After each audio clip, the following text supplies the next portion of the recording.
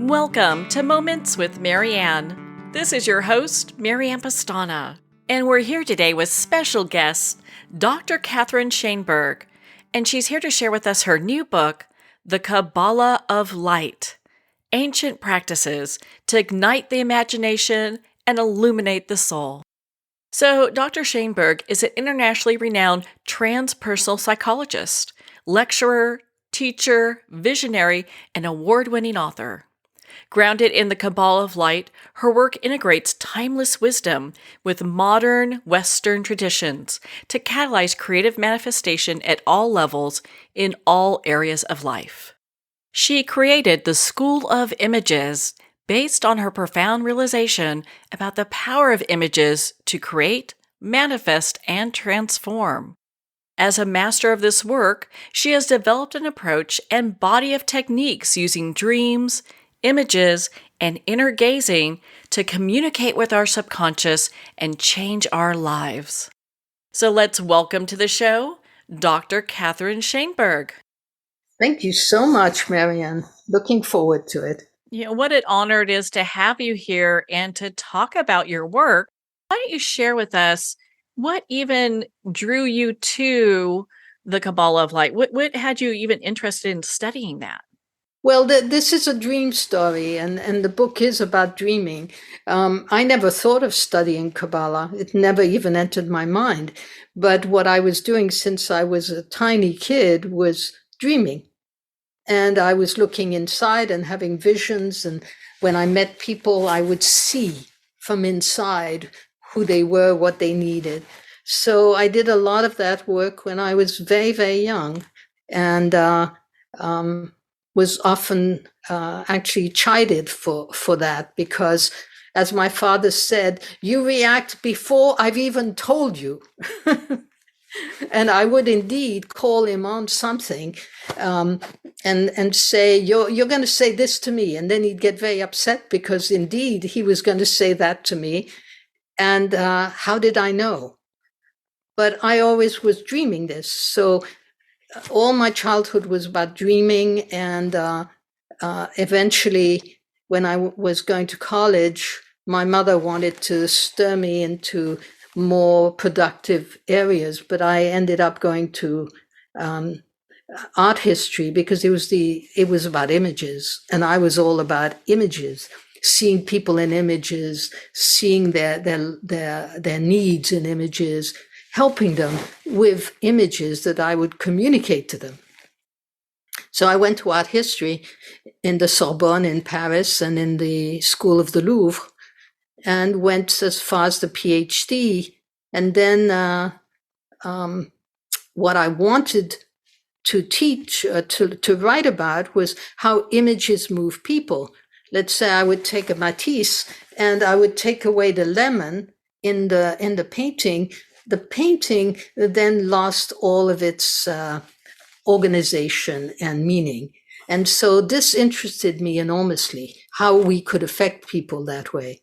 But I wasn't able to do that in the Sorbonne. My thesis advisor was a very important man in the art world, and he didn't agree. So I left that, and I I got a scholarship actually to Harvard to continue studying images and how they affect people. But I kept on hearing, go to the Middle East.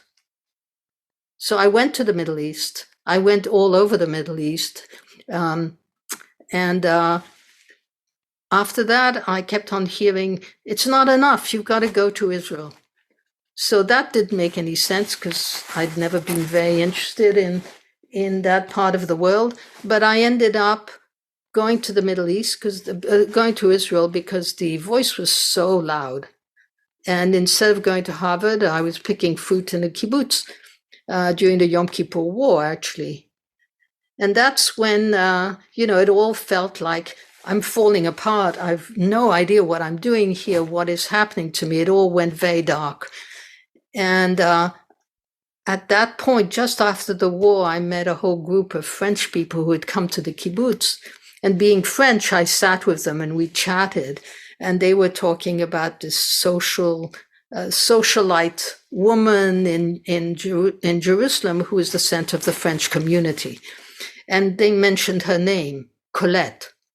And as soon as I heard her name, my whole being, my head exploded into white light. I had no idea who she was. They never told me she was a teacher.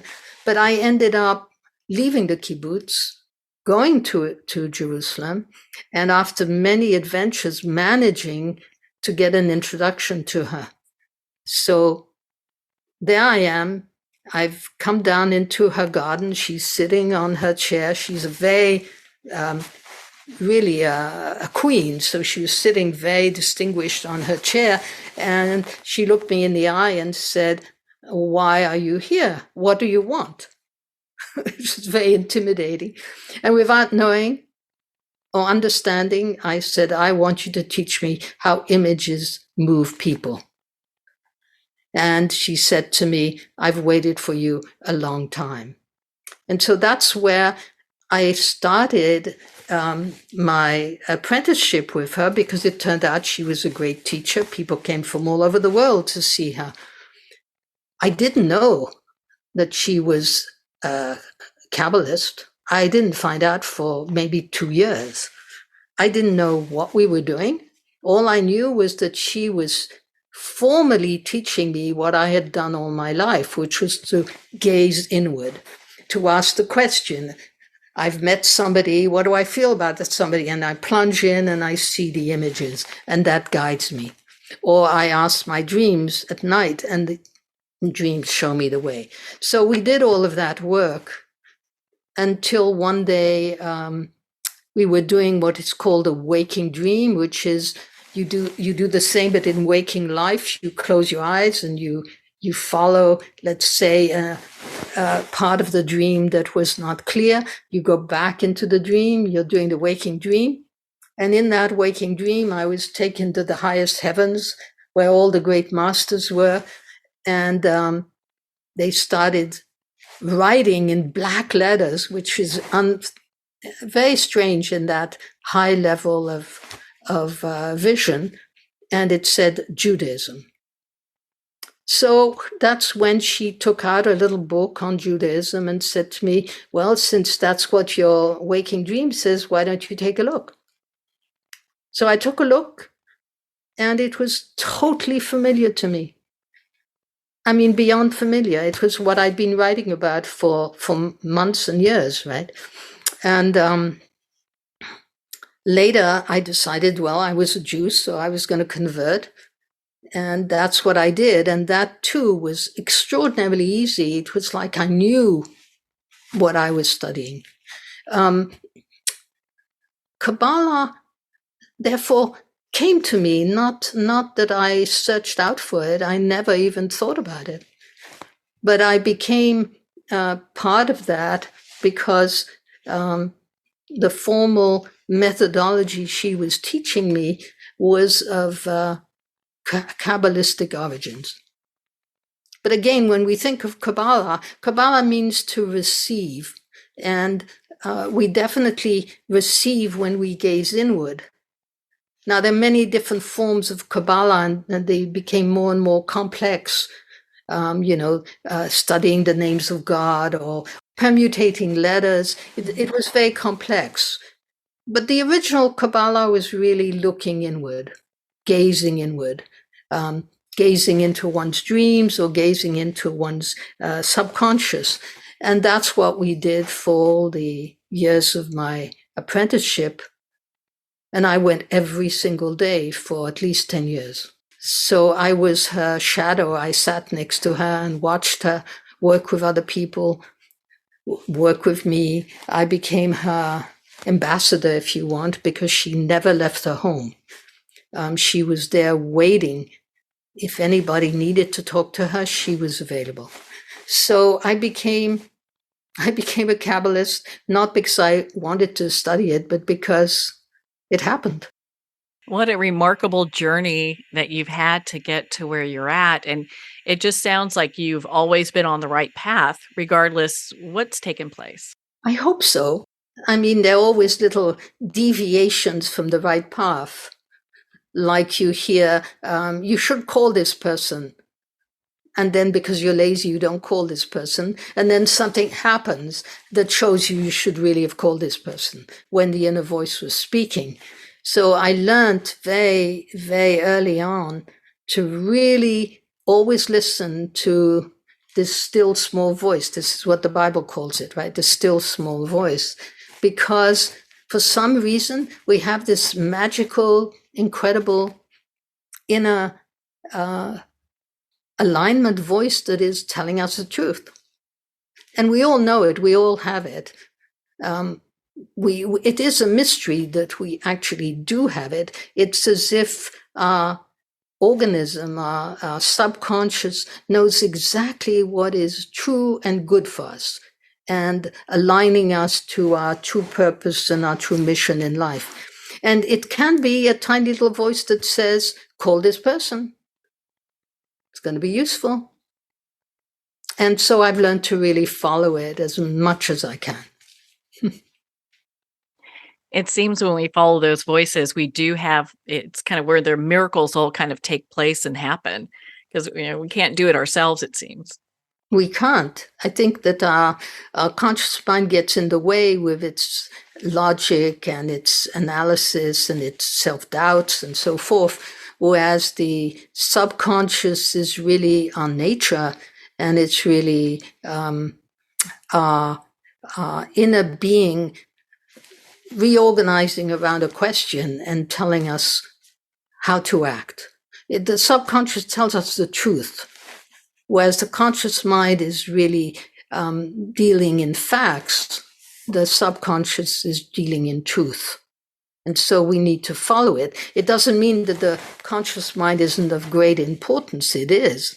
And indeed, we made great strides in that direction, but it has to be balanced with the subconscious. So I always tell my students that the conscious mind looks into the subconscious after it's done its due diligence. Let's say, should I be employing this person? So I get all the papers, I meet the person and so forth. But then I have to ask my subconscious. And it's the subconscious, by the way, that always makes the decisions for all of us, even though we may not know that. So then I can plunge in, look in, and ask, what about this person? And if I have an image that is clear and happy, then I go with it. If the image shows me a black line across that image, then I know this is not a good thing to do. Well, that sounds like a very straightforward way of telling. Right. Well, and so with this wisdom that you have, it seems like you were born with in many ways, and that you have been studying for so long, is this something that people have to be Jewish in order to benefit from? Not at all.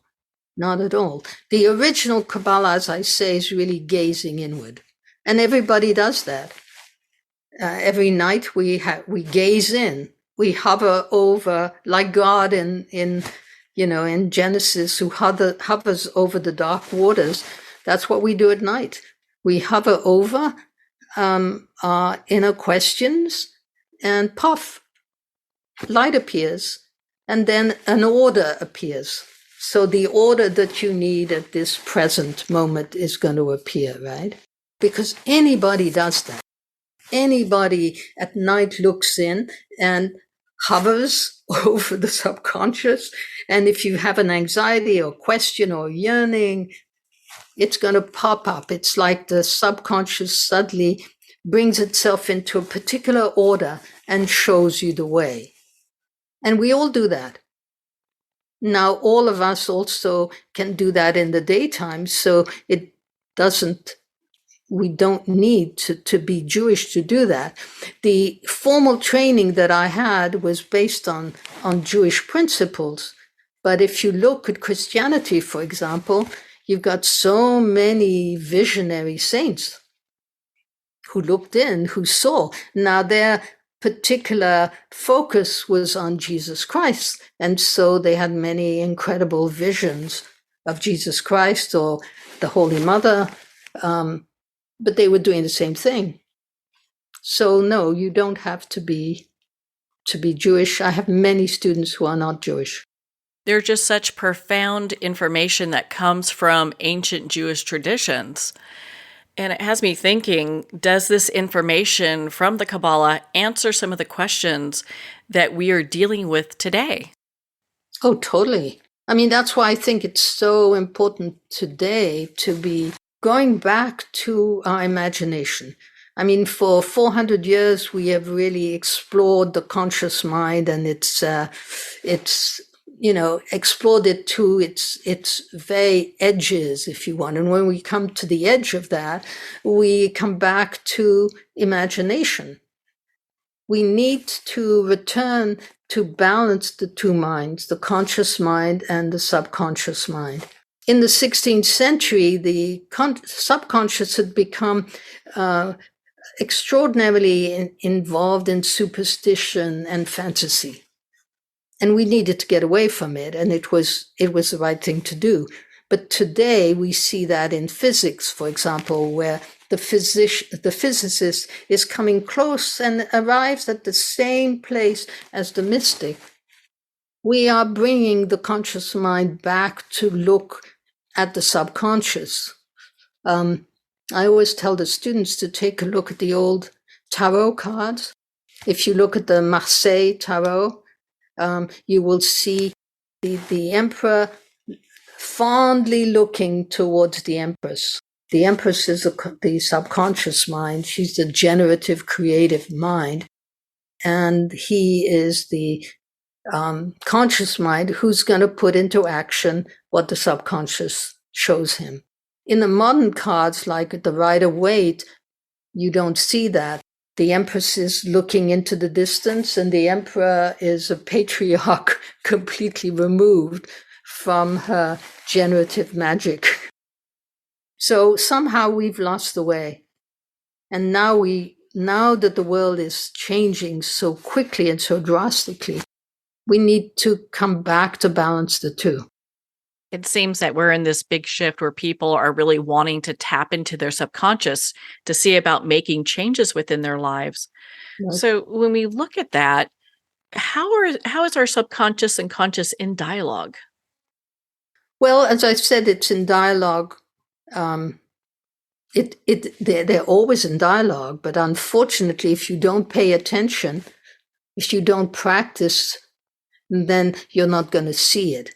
And so many people are like dried fruit. They live in the outer world, and they try desperately and to make ends meet and to manage in the face of the terrible uncertainties we're facing.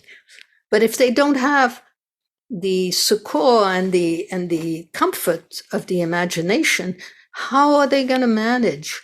They need to return back inside and ask, well, what in this situation do I do? And maybe the dreaming is going to show you a seed that you need to plant in the ground, or a particular place that you need to look, that is going to make your future different than what it could be if you just followed logic. So we are at a time when we've come to maybe to the ends of the logical mind's purview of reality, and we really need to rebalance, to bring imagination back into the discourse. So how do we get to this place where we ignite the light within ourselves? Whenever you turn your eyes inward and look, you shouldn't be seeing anything, because how can you look on the inside, right? But as soon as you do, light appears. It's like Technicolor, and you have a dream in Technicolor. Now, the Kabbalists call this the light of creation. And this is they mean it very radically and practically. Every time I look in, I'm creating light. This is powerful, because everything is really light. Einstein tells us that, but we also, there is no real matter. Everything comes down to light, if we let ourselves go in that direction. So if I turn inward and I look and I'm creating light, I'm enlightening myself. right? Now, if I practice this, that is, I do it regularly, I pay attention to it by writing my dreams down, for example, I'm creating this light inside of myself. Now, the Kabbalists say that the light was of creation happened long before the sun, the moon, and the stars were created. So when they say the light of creation, they actually mean I am creating myself when I look inside. I'm creating myself with the help of my nature, which is my subconscious, that is showing me the best place for me to be at this exact moment and the best way for me to act at this exact moment. And when I do really create that light, the order immediately follows. An order follows that is showing me, take this path. Don't go to Harvard. Go to Israel. That's what happened to me, but it happens to everybody on the planet. If you're human, it's going to happen to you. So it's a matter of practicing being attentive, creating this light, and knowing that in the process you are co-creating your own life, manifesting, basically. I love that. I think that offers so much personal empowerment for people. Right now, it seems like a lot of people feel like they're stuck by their circumstances, not able to change. That's true. And they are, if they continue to stay on the path of the, of the logical mind. And meanwhile, we know that with all the happenings in the climate these days, is that we are destroying the natural movement of the earth as well as our own. So it's really an urgent time to come back to the imagination. As Einstein said, the imagination encompasses all. And I believe it is the beginning of a new order. So if I look inside and I see myself creating a tent company, which I am building beautiful tents and selling them, I'd better go in that direction, because that's what my imagination is telling me to do. And if I follow my imagination, it's going to be easy. If I follow the outside world that tells me how to do it, it's not going to be easy. If I look on the inside, there's no toil and trouble, right? I'm back to my Garden of Eden, if you want, and I can build this company that sells perfect tents easily. Things will come to me easily. I have an exercise in the book that consists of taking a walk. You take a walk, it's done in a city. So you take a walk, every time the light turns green, you cross. If the light turns red, you go in the other direction. And you keep on following, but you do that for about half an hour. I had one student who was really contemplating a new business. She had no idea how to do it, but it had to do with leaves and jewelry, beautiful leaves from nature and jewelry. And in the process of her walk, she encountered everything she needed. The people who could manufacture it, the people who could set up the business, the people. In half an hour, she found everything that she needed. So that's a walk back into the subconscious. The subconscious is also outside as well as inside. It gives us signals, right, that are manifest in the dreaming world, which I believe is the basis of all of our worlds, is first a dreaming world. The Kabbalists see it as a great river that runs from Eden down into manifestation. And on the way, there's this whole world called imagination, or yetzirah, formation. If you're in that world of formation, this is what is going to push towards manifestation. So if you can tap back into that, you're going to be able to manifest much more easily and quickly and well. Well, that sounds like something a lot of people are looking to do. And you often hear people say, well, I want to create more abundance and more peace in my life. Is that something that's possible? I believe so. I think abundance is a question of attitude. If I believe, or if my family tradition is we're poor and we're not going to be able to do this, and money's not going to come easily, so we have all sorts of belief systems that are blocking the way. But if we think about the great river that I was talking to you about, that flows down from the Garden of Eden, we're all part of that great river.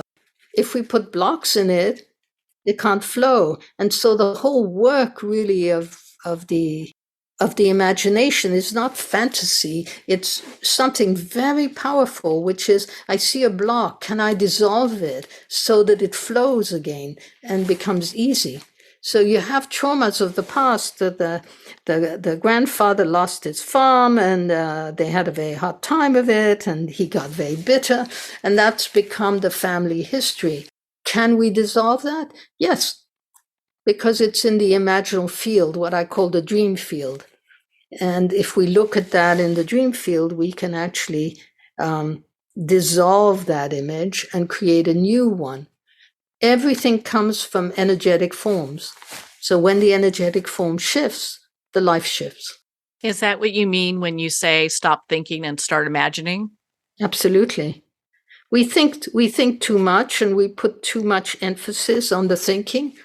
Again, don't throw the baby with the bathwater. You want to keep your conscious mind. You want to do your due diligence. You want to look around you, but it's not the only thing that's important, right? So we definitely need to turn back to the imagination.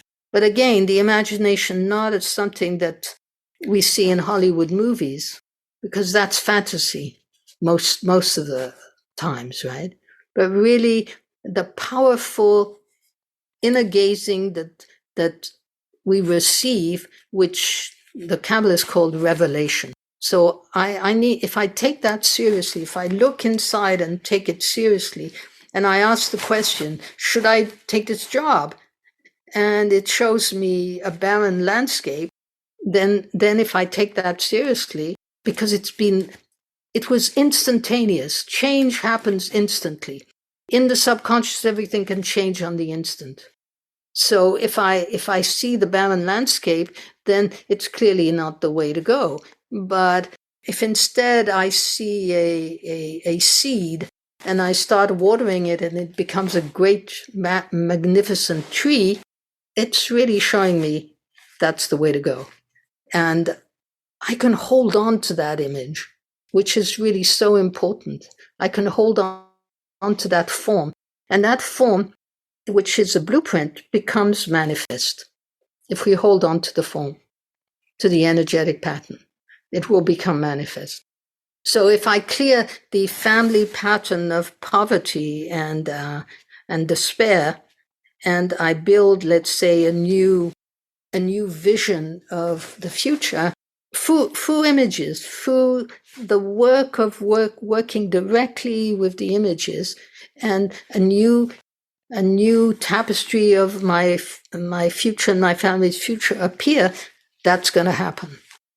Well, I think that that's so remarkable because we can make these changes, giving the time and putting in the effort to do that. It's one thing when we can use our imagination. Do you ever have people who say, "Well, I don't dream, and I really have a tough time imagining"? Yeah. How Well, how do you move forward with that? well, I mean, there are many reasons for that, but some people are more adept at the imagination. They have more water in the body. Some people are drier in their bodies, and I really mean that physically. And so they have a harder time. And indeed, if you look at the great religious trends, you will have Zen Buddhism, which is get rid of all images and all thoughts and all images. And that's a drier way of looking at things. Or Tibetan Buddhism, which goes through the forest of images.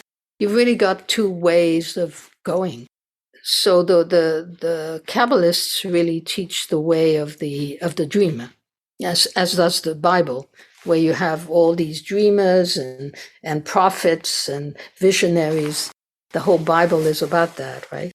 So our tradition is very much in the same vein, if you want, as Tibetan Buddhism, in that we go through the forest of the images. Now, a person who cannot see, 90% of the time, it can be activated. Many of the people who cannot see, or who see in black and white, for example, it's because they're afraid. They're afraid to see themselves. So that can be changed and activated very quickly. All of us have had dreams. So we know we can do it. Even the people who are a little dry in their bodies can do it. Now, it's a question of helping to, let's say, move them along. Little tricks, little simple tricks that help them to finally see. And they get great joy of seeing. Because again, it's not something that they're creating with their will, it's something that happened. Like I turn the corner and there's a sunset that just blows my mind. It happens that way in looking inside and in the revelation. It happens suddenly. Yes, there are little exercises actually in the book to help those who say they cannot see. Generally, somebody will come to me and say, well, I don't know how to work with you because I don't remember my dreams. So I'll say, well, come back next week with a dream. And they kind of go, well, what is she talking about? But then they come back next week and they have a dream. Why? Because the intent of remembering makes them remember. So again, we see the conscious mind acting in tandem with the subconscious, because the intent comes from the conscious mind.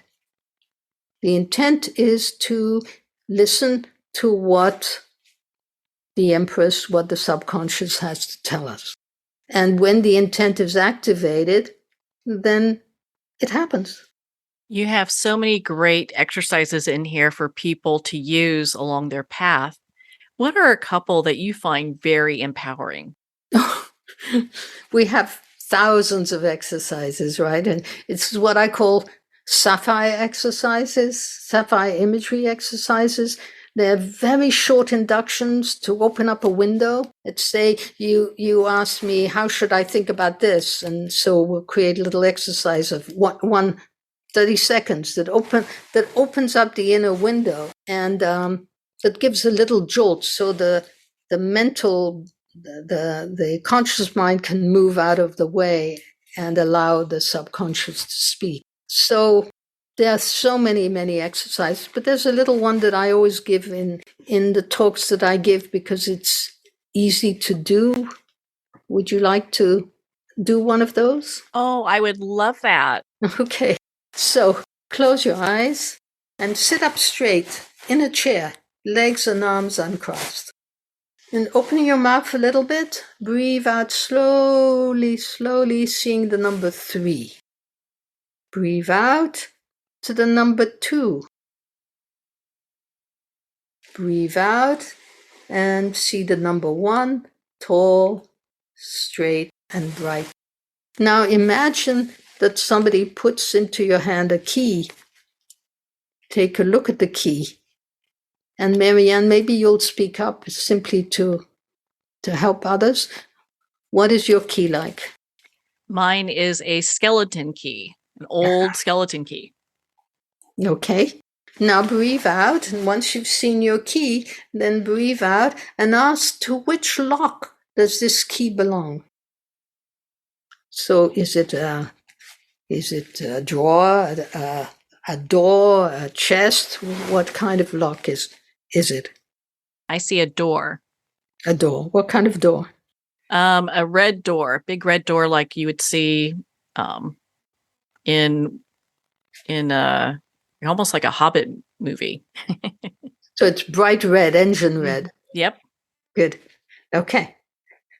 Now breathe out. Are you ready to put the key in the lock and maybe open the door or open whatever it is that the key is meant to open.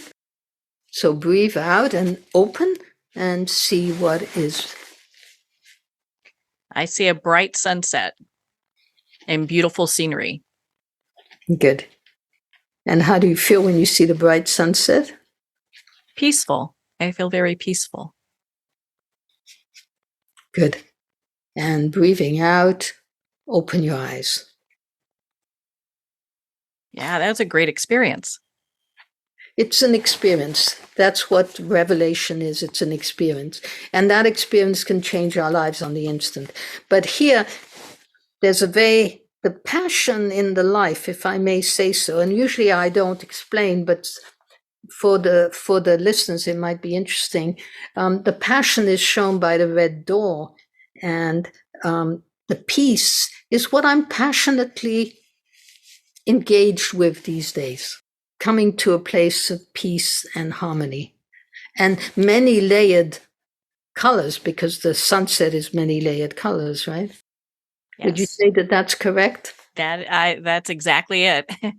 That's it. So it talks to us about our inner truth in very easy ways.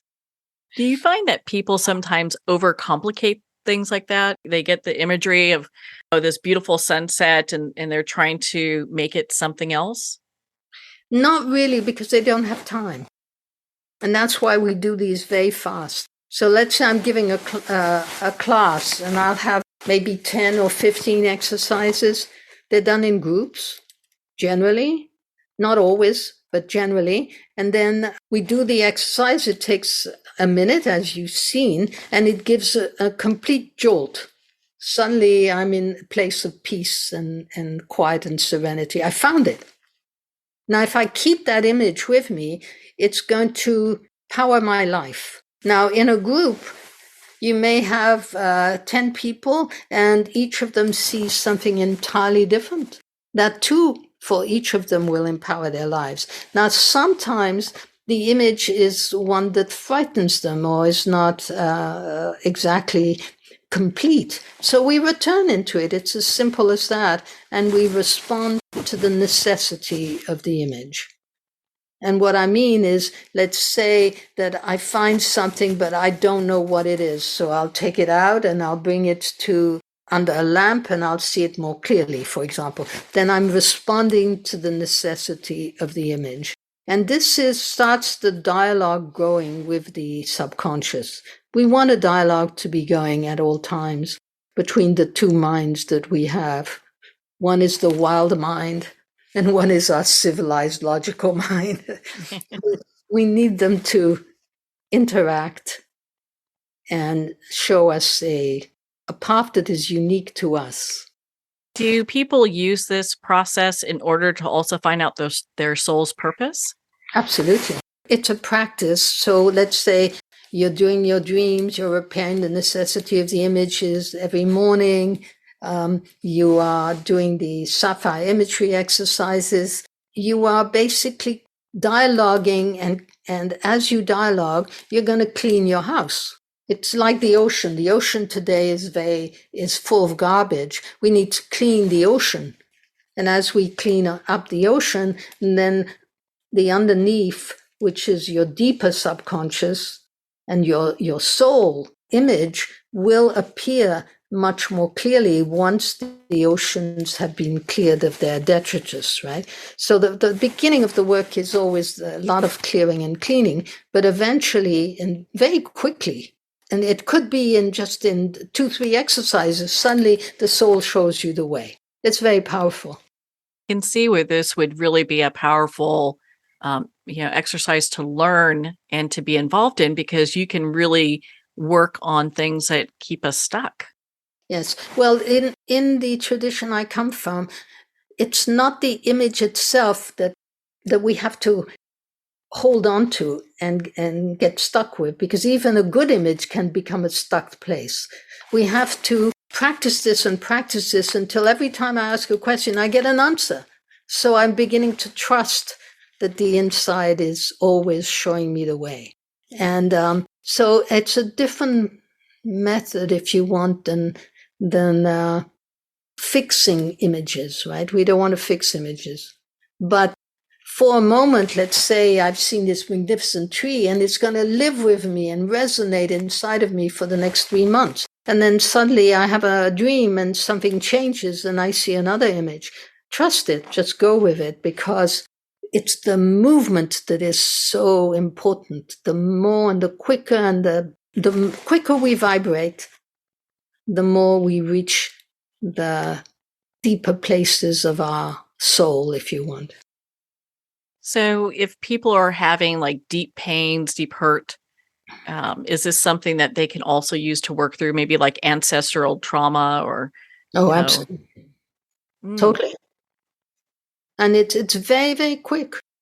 Surprisingly relieving.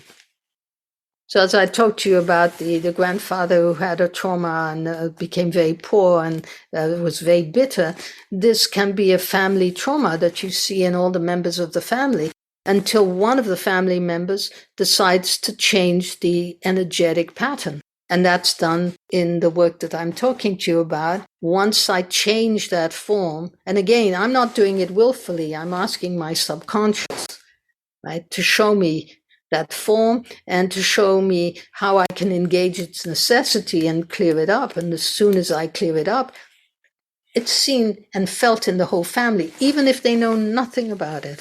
So we are completely at one in the dream field. We are completely organically, dreaming wise connected. And so in a family, we pick up the secrets, we pick up the traumas, and if we change that and clear it, the whole family will feel the effects, even if they know nothing about it. That's pretty empowering. Being able to affect in many ways massive change that can carry throughout generations. I mean, my goodness, what a powerful exercise to do. Well, I believe we can do it for all of the difficulties that we're encountering today, including climate change. I believe that we need to change our consciousness.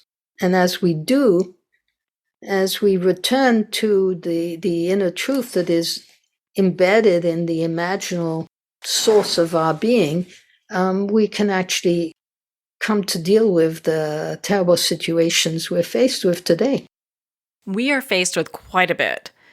It's really interesting, the movement that we're currently in, where there's a greater acknowledgement and use of ancient traditions and knowledge in order to affect change, not just within ourselves, but within our families and within the planet. This is one of the things that really drew me to you and your work and your book. It just has so much empowering information. Well, yes, I do believe that the ancients were maybe, although they face similar human problems, right? Maybe today it's more global and therefore more difficult to deal with.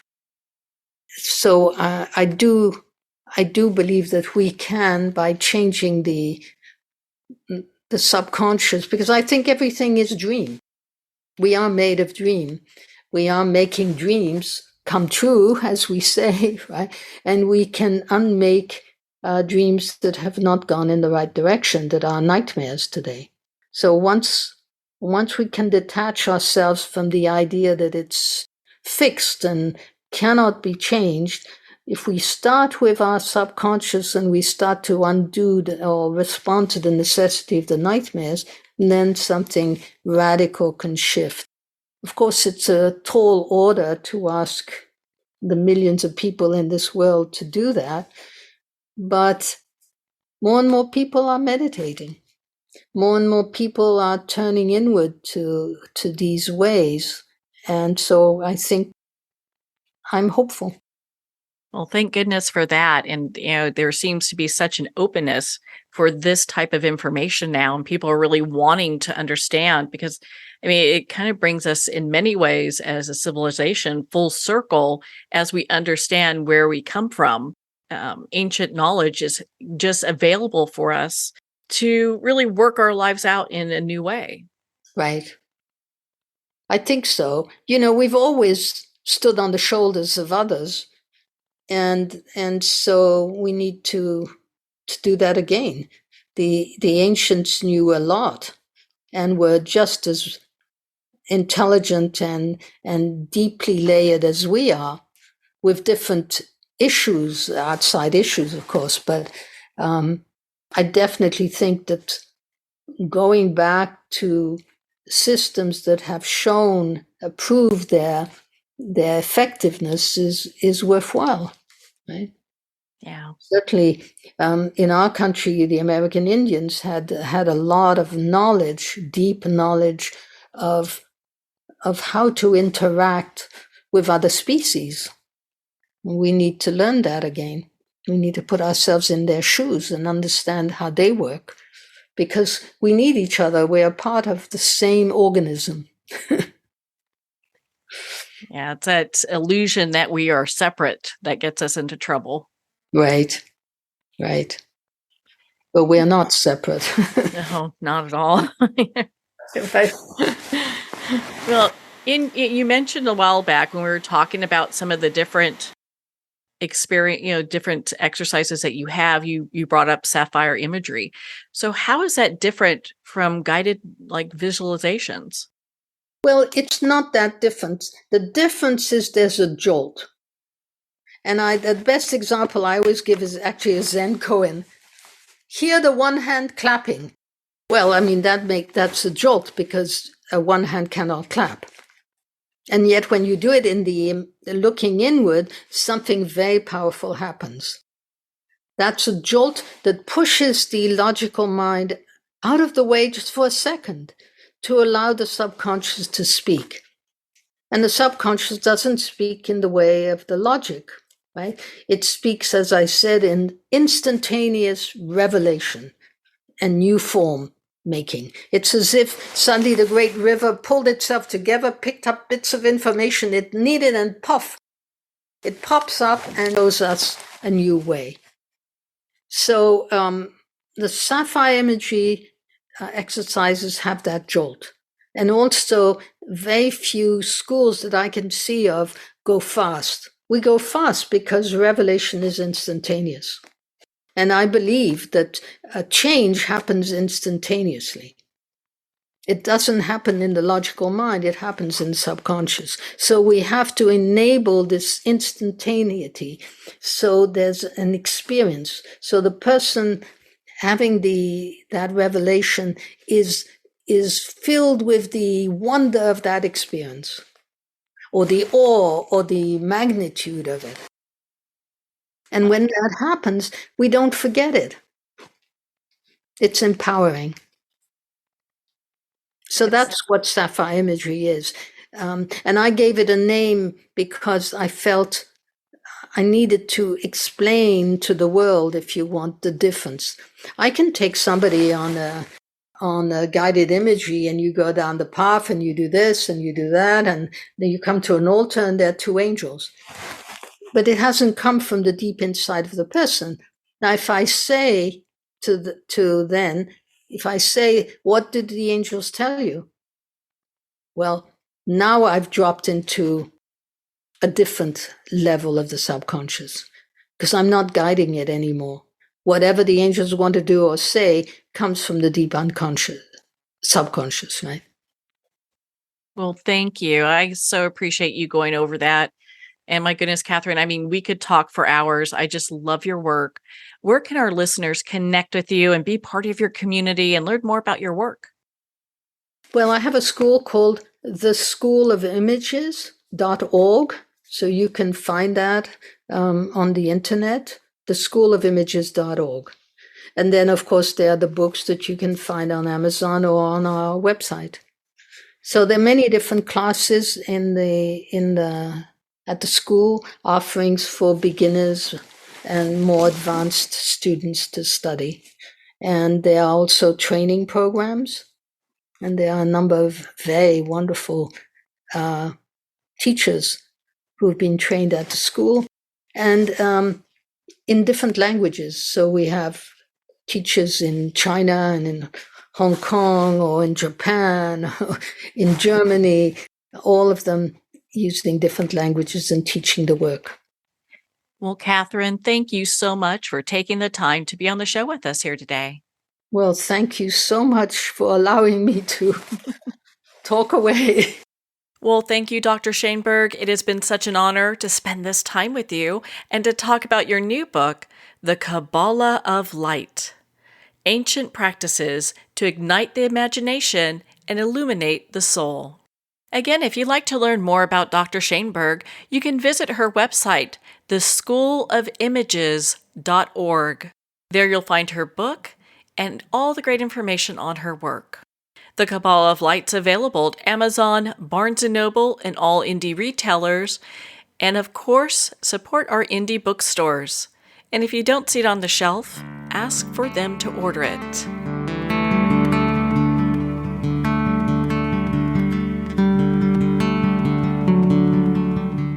I'd like to thank Jason Eastwood at Guitarfulness for sharing his inspiring music and talent with us. His music is known worldwide for cultivating atmospheres of harmony, inner peace, and clarity. Visit Jason's website at guitarfulness.com. Join his newsletter, be part of his community, and download his music.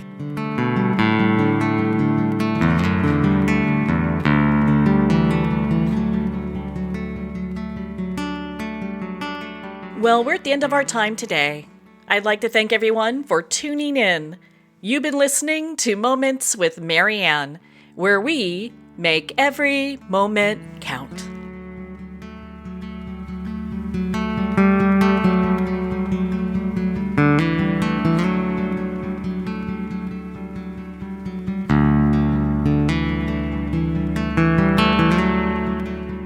In a single moment, your life can change. Moments with Marianne is a transformative hour that covers an endless array of topics with the best of the best. Her guests are leaders in their fields, ranging from inspirational authors, top industry leaders, and business and spiritual entrepreneurs. Each guest is gifted and a true visionary, a recognized leader in her own work, and while teaching others to develop, refocus, and grow, Marianne will bring the best guest and sometimes a special surprise. Don't miss this. You never know just which moment will change your life forever. Make sure to tune in and visit momentswithmarianne.com for more information.